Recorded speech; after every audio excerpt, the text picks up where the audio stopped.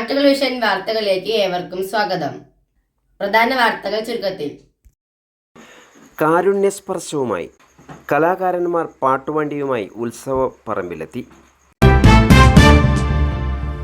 പടിഞ്ഞാറങ്ങാടി ചുങ്കത്ത് ജീവകാരുണ്യ സൗഹൃദ വാട്സപ്പ് കൂട്ടായ്മയുടെ നേതൃത്വത്തിൽ നാടൻപാട്ട് കലാകാരന്മാരായ പ്രതീഷ് ആലിപ്പറമ്പും മുഹമ്മദ് അലിയും ചേർന്ന് തൂത ഉത്സവത്തിന് പാട്ടുവണ്ടിയുമായി എത്തി.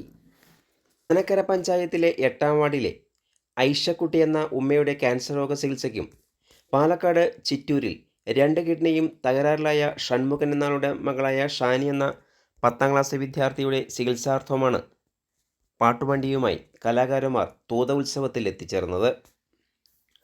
ഇതിനകം മറ്റു നിരവധി ജീവകാരുണ്യ പ്രവർത്തനങ്ങൾക്കു വേണ്ടി പ്രതീഷ് ആലിപ്പറമ്പും സംഘവും പാട്ടുവണ്ടിയുമായി ഗ്രാമാന്തരങ്ങളിൽ ചുറ്റിയിരുന്നു. തൂത ഉത്സവത്തിനെത്തിച്ചേർന്ന ആളുകൾ പാട്ടുവണ്ടിയോട് അകമഴിഞ്ഞ സഹകരണമാണ് ഉണ്ടായതെന്നും ഇവർ പറയുന്നു.